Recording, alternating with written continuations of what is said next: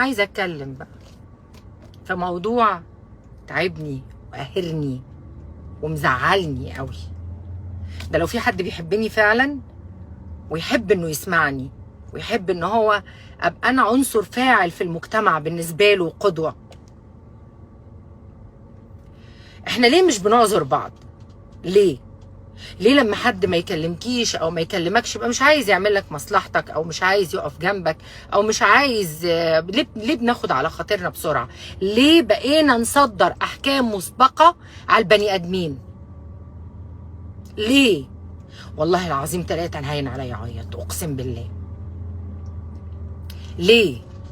يعني ليه مثلا، معلش منزل دي شويه عشان الشمس مضايقاني. ليه؟ لا مش مضايقاني قوي.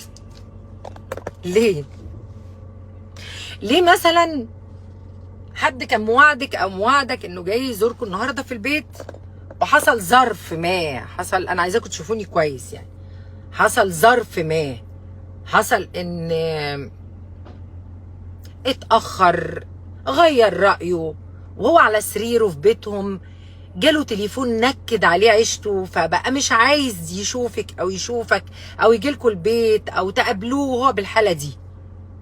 ما جاش، بس كلمنا في التليفون الشخص اللي كان المفروض جاي لنا. فلازم اول حاجه نرد عليه من باب الذوق، نقول له كويس ان انت بخير، كويس ان انت طيب، كويس ان صوتك طالع، كويس ان انت الحمد لله بصحتك ما عندكش حاجه مضايقاك. انما طبعا ما انت ربنا اداك وكرمك، هتعبرنا ليه؟ شكرا ما انت ما بتعملش حاجه لحد. اكتبوا لي بقى الحاجات اللي زي كده. طبعا ما انت احنا مش من مستواك. لو انت فنانه او فنانه يقول ما انت فنان، انت هتعبرنا. لو دكتور او دكتوره طبعا ما انت المهم عندك ان انت تنزل وتشوف عيانينك، واحنا كنا من بقيه عيانينك. لو مهندس طبعا ما انت لو مشروع هتاخد فيه فلوس. لو بياع طبعا ما انت لو عندك شويه بضاعه هتقف تبيعهم، انما احنا تشوفنا ليه؟ عايزنا ليه؟ لا يا جماعه، انا حاسه ان احنا بقينا قاسيين قوي على بعض، وحاسه ان احنا بقى عندنا موجه كده من ان احنا انا عايزه اتخانق. ايوه انا عايزه اتخانق. انا عايزه اقاطعك. انا عايزه اقاطعك. لا، المصيبه ان اللي بيكلمك وعارف او يعرف بعد كده او يتاكد ان انت عندك ظرف ويقعد يعتذر لك 4 ايام او يعتذر لك 4 ايام. طب عشان خاطري، طب والنبي ما تزعل، طب والنبي ما تزعلي، طب حقكوا عليا. كلمه معلشات دي بقت كتير قوي، وكلمه عشان خاطري ما تزعلش بقى كتير قوي. لا بجد، احنا بقينا فينا ايه غلط؟ انا بتكلم وانا زعلانه. اللي ما يعيدش عليك في العيد كلمه، ولو ما ردش عليك قول له اكيد في مانع، لعل المانع خير. اقسم بالله هيدور لك على وقت ويدور لك على وقت ويكلمك.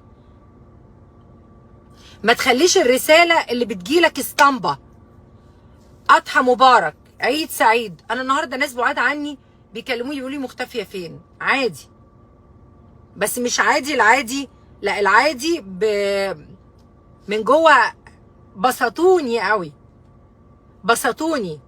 ما هو ان انت اكرمت الكريم ملكته، وان انت اكرمت اللئيم تمرده. على فكره الكرم مش فلوس، عمر ما الكرم كان فلوس، عمره. الكرم بجد هو كرم الخلق، انك تبقى كريم الخلق. هتلاقي كرم الخلق ده اتكلموا عنه في كل الاديان السماويه، في كل الناس اللي بتدي محاضرات في التنميه البشريه. الناس دي بتتكلم عن كرم الاخلاق. مش ان بس اقول لك حضرتك وحضرتك وحضرتك وحضرتك، لا، ان انا اعذرك، اعذروا بعض. ولو حد له اخت او اخ ما سالش عليه النهارده في العيد يكلمه هو يدور عليه، لعل المنع خير. يمكن ما معهوش يعمل يشحن رصيد. ويتهزر معاه هتقول يمكن قلت تليفونك مقطوع من الرصيد. عادي، ايه المشكله؟ بتحصل عادي. انا شخصيا جيت اطلب مكالمه لقيت رصيدي خلصان.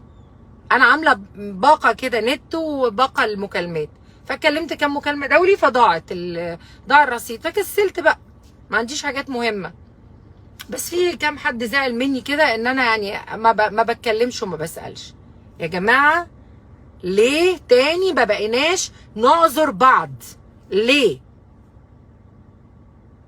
اعملوا شير على قد ما تقدروا للفيديو ده، انا مستنيه رد للفعل عليه، ان احنا لازم نعذر بعض، لازم نلتمس الاعذار لبعض، لازم دايما يبقى عندنا حسن ظن في الاخر لحدود برضو، لان انا مش دايما بدي حسن الظن للاخر وبعدين اخد يعني كده بالقلم او بالقفا او اي مكان، يعني فاهميني ازاي؟ مش عايزه اقول بس حاجه يعني احنا بنحاول دايما نحسن من الفاظنا مع بعض حتى.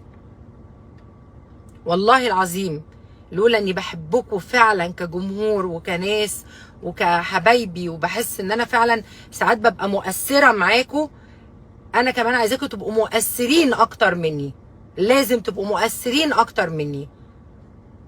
العذر، المعذره، التمس العذر للاخر، دايما اقول يمكن تعبان، يمكن عنده حد تعبان، يمكن هو مش قادر يتكلم كبير عليه انه يقول ان حد في بيته عيان.